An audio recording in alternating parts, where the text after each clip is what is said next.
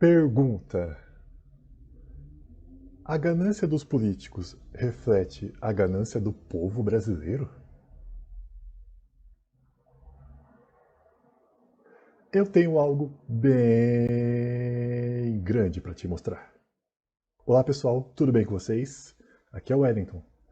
Bom, como você deve ter percebido, a temática para este vídeo ela foge um pouco dos vídeos anteriores. Nos vídeos anteriores nós temos um foco muito maior na educação e relações étnico-raciais. Mas como nós estamos num mês muito importante para o povo brasileiro, que é o mês da consciência negra, eu resolvi que a partir de hoje nós faremos vídeos que têm uma temática um pouco mais ampliada, né? Uma temática que analisa um pouco mais outros espaços e outras realidades do negro no Brasil. Entre elas nós podemos falar do campo da política. Hoje é um vídeo que nós vamos falar principalmente de percepção, né? Percepção do fenômeno político, percepção da política e dos políticos. Então, para isso, essa pergunta inicial.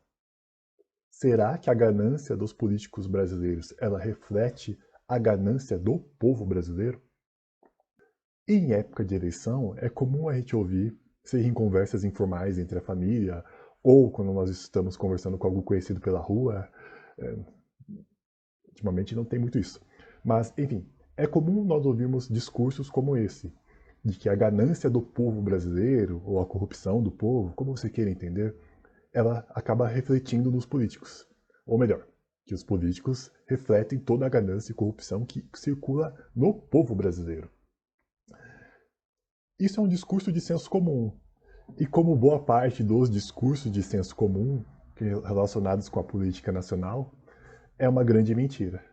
Na minha percepção, a política e a ganância que circula na política nacional, ela não reflete o povo brasileiro, ou a maioria do povo brasileiro, e sim uma parcela desse povo, uma parcela pequena, mas uma parcela desse povo brasileiro que não se reconhece como povo, e por isso mesmo acaba tendo esse comportamento estranho, que acaba se refletindo na política. Qual é essa parcela? Eu vou explicar para vocês em uma comparação entre duas pessoas distintas, tanto no tempo e espaço, quanto na raça e na classe e no gênero. E o primeiro exemplo que eu vou apresentar para vocês, ele é livremente baseado em uma experiência pessoal que eu tive. Bom, uns 2 ou 3 anos atrás, eu estava em um bar com os meus amigos e nós estávamos conversando sobre política, tanto a política nacional quanto a política internacional. E nessa roda de conversa, tinha um amigo de um amigo meu que ele tinha um posicionamento bem claro sobre a política nacional. Para ele, a política nacional estava melhorando na época, segundo a percepção dele, mas o mais interessante para mim naquele momento das falas dele é de que modo ele percebia que nos Estados Unidos também tinha uma política que estava melhorando para ele. Presta atenção. Todo mundo que estava ali na mesa já tinha consciência de que o Donald Trump, de que aquele presidente dos Estados Unidos tratava, por exemplo, negros, mulheres e latino-americanos como se fossem seres inferiores. Então, ele deixa bem claro isso no comportamento dele, no modo como ele se coloca. Não precisa ter nenhum tipo de análise profunda para saber disso. Todos os presentes na mesa sabiam disso. Aquele rapaz, um rapaz branco, de classe média curitibana, que sempre estudou em escolas privadas e até mesmo um pouco mimado. Enfim, aquele rapaz, ele concordou com tudo isso, mas ele usou o seguinte argumento. Mas isso é só a personalidade do Trump. O importante é que a economia dos Estados Unidos está crescendo. Esse ponto de vista, eu percebi que é um ponto de vista bem interesseiro da parte dele. Por quê? Esse rapaz, ele era um pequeno empresário, eu acho que ele é do campo da cerveja artesanal ou algo parecido, e na percepção dele, um presidente como o presidente dos Estados Unidos da época favoreceria principalmente a diminuição dos impostos e que seria bom para ele lucrar.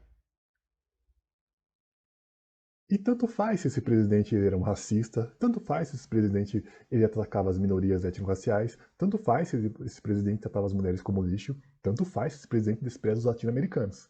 Na percepção desse rapaz, o mais importante era o lucro dele. Um outro ponto de vista, que está bem distante desse primeiro ponto, no tempo, no espaço, no gênero, na raça e na classe, é um ponto de vista de uma mulher negra. E qual mulher negra que eu vou falar aqui para vocês? A Carolina de Jesus, na obra Quarto de Despejo. Na obra Quarto de Despejo, que foi publicado lá em 1960, você consegue entender a percepção da Carolina de Jesus. É interessante que nessa obra, que é atravessada pela fome, então, a todo momento a Carolina de Jesus vai falar da fome, porque a luta dela diária era uma luta para ter comida para ela e para os seus filhos, quando ela vai catar material reciclável, quando ela vai pedir comida nas instituições religiosas, quando ela vai negociar com o pessoal que faz o comércio, sempre é uma luta pela sobrevivência, pelo básico, para ter o que comer. Mas também temos elementos nessa obra do modo como a Carolina de Jesus percebe a realidade, o contexto social dela. Então você tem durante a obra como ela percebe, por exemplo, os relacionamentos entre homens e mulheres, como ela percebe elementos dos relacionamentos de brancos e negros no Brasil, como ela percebe o modo como a política brasileira funciona e assim por diante. Ainda que não seja necessariamente o foco da obra da Carolina de Jesus, é interessante a gente prestar atenção no modo como ela, como uma mulher negra, percebe a política. Porque eu acredito que essa percepção ainda é compartilhada por muitas pessoas que fazem parte das camadas mais pobres da população brasileira. Dois pontos que a Carolina de Jesus percebe os políticos e a política nacional como um todo, que ajudam a gente a entender a percepção que, na minha opinião, boa parte das pessoas pobres no Brasil compartilham. Primeiro ponto que a Carolina de Jesus ajuda a gente a entender. Ela percebe que os políticos só querem saber do povo quando precisam do voto. Então, ela percebe, por exemplo, que durante toda a trajetória que ela tem como mulher negra na favela, ela só encontra os políticos quando eles vão lá para pedir voto. Então, eles só vão lá para abraçar, para falar com eles, para ter um contato com esse povo quando é para pedir voto. E esse modo como ela percebe é um modo que ela consegue entender do ponto de vista dela, Carolina de Jesus, e é um modo bem interessante, bem sagaz dela, uma inteligência incrível que ela apresenta nesse momento, que é entender essa distância que existe entre aqueles que fazem parte do poder, né, da elite política mesmo, e o resto da população. E quando eu estou falando da elite política, eu estou falando daqueles políticos que ocupam os cargos mais importantes da política. Não estou falando tanto dos vereadores ou algo assim, mas prefeito para cima. Um segundo ponto de vista que a Carolina de Jesus destaca para a gente, que eu também acho que boa parte dos pobres brasileiros compartilham, é um certo ódio com relação aos políticos. Né?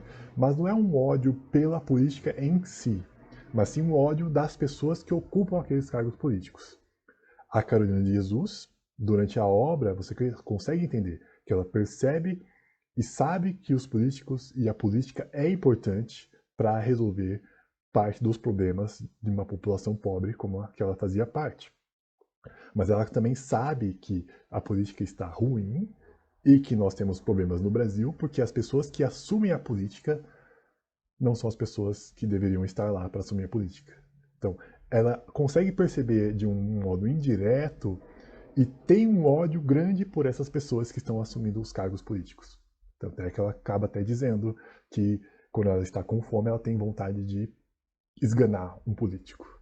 Por outro lado, a Carolina de Jesus, ela entende que para você ter uma melhora no quadro, não apenas dela, mas de toda a comunidade que ela faz parte, é necessário ter pessoas que realmente tenham interesse em resolver os problemas dos pobres. Pessoas que realmente saibam o que está acontecendo com aquele povo pobre ali. Né? Que não vá lá só para pedir os votos. Então, durante a narrativa, você também percebe que a Carolina de Jesus ela está buscando não só uma melhora para ela, mas ela também se preocupa com uma melhora para todo o povo. Então, quando ela fala da política, ela não está se preocupando com a política que vai abrir um negócio para ela, ou possibilitar que ela vai ter mais lucro, seja lá onde for que ela poderia ter lucro. Mas ela se preocupa em uma política que resolva os problemas para o filho dela ter escola, uma política que resolva problemas para eles terem saneamento, uma política que resolva problemas para eles terem o básico na mesa, que é comida. Reparem, a Carolina de Jesus ela vai falar da política, mas sempre falando de um nós. A política tem que fazer coisas, ela tem que dar conta de ajudar as pessoas como ela, que vivem na pobreza. Reparem como esse ponto de vista é bem diferente do ponto de vista que eu apresentei antes.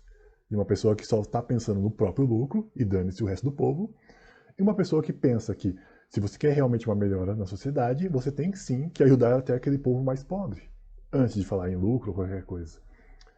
E aí eu paro e penso, se a política nacional ela realmente reflete alguma ganância, não é a ganância do povo pobre como a Carolina de Jesus.